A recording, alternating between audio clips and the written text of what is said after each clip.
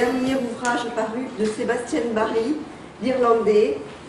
C'est un auteur que j'affectionne particulièrement. Il y a quelques années, j'avais eu le plaisir de lire Le Testament caché, qui avait eu pour la première fois le prix Costa.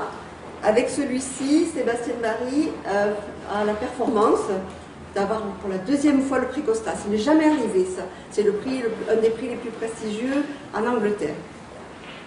Donc, grand bonheur quand on aime quelqu'un de retrouver un nouvel écrit. Et là, j'ai été particulièrement surprise par le thème. C'est l'histoire racontée par un vieux monsieur qui va nous raconter son passé et comment, de petit garçon en 1830, sa famille a été décimée par la grande famine qui a sévi en Irlande et il a décidé de partir en Amérique. Ils ont voyagé, ces gens-là, dans des cales de bateaux, et je ne savais pas, mais dans des conditions épouvantables. Même les esclaves n'ont pas voyagé dans de telles conditions. Ils sont arrivés en Amérique à moitié morts. Les seuls qui ont survécu à cette épreuve ont été traités de vermines. On parlait de vermines irlandaises. Personne ne voulait les recueillir. Ils ont été vraiment poussés dans des extrémités d'indigence. Et lui va rencontrer un jeune homme comme lui de son âge, John Cole. Il l'appellera toujours le beau John Cole. Et ils vont s'associer, tous les deux, pour essayer de trouver du travail et combattre leurs conditions déplorables. Et de suite, au fil des pages, on va s'apercevoir que le John Cole, Dami, va devenir son grand amour. Alors ils vont commencer, comme ils ont un petit physique de jeune homme gracieux, ils vont, au début, ils se disent, eh ben, on va chercher du travail, on va faire fossoyeur.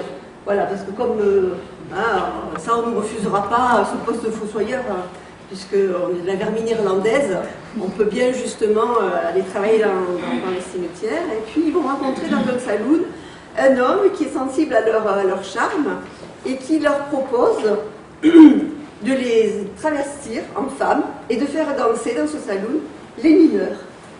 Et c'est là le début de leur aventure. Et c'est très drôle parce que dans ce milieu très rustre, des mineurs, durs, ces deux garçons vont apporter l'enchantement à ces hommes le soir qui vont arriver du chantier et qui vont les faire danser.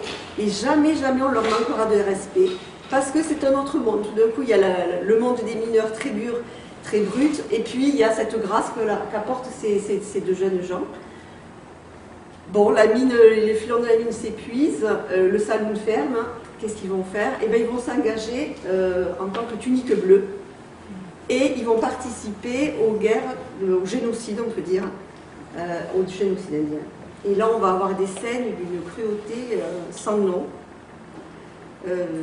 C'est assez dur à lire ce qu'ils décrivent. Ce qui est superbe, c'est que c'est toujours cette voix qui porte ce récit. Cette voix avec toute son honnêteté, sa franchise, qui va dire que finalement, oui, il a participé au génocide. Mais quand on est là, on est engagé pour être soldat, et bien on fait ce qu'on nous dit de faire.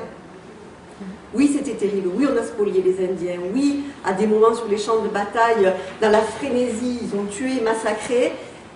Et puis oui, on s'aperçoit qu'il y a des jours de barbarie sans fin, le titre. À côté de ça, il y a cet amour qui unit ces deux hommes. Il y a cette petite indienne Sioux qu'ils vont récupérer d'un carnage, qu'ils vont élever et aimer comme leur fille. Ce trio va traverser toute cette histoire, parce qu'après le génocide indien, il va y avoir la guerre de sécession, ils vont participer aussi.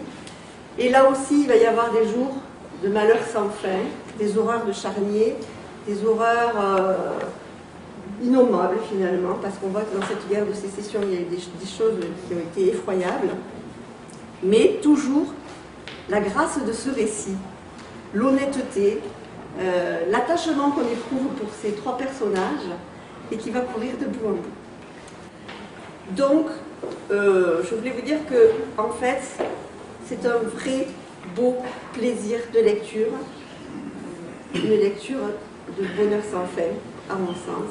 Je vous y invite vraiment parce qu'on est absolument surpris. Je vous raconte pas tout ce qui se passe parce que c'est un livre qui n'est pas très gros mais qui est d'une richesse infinie.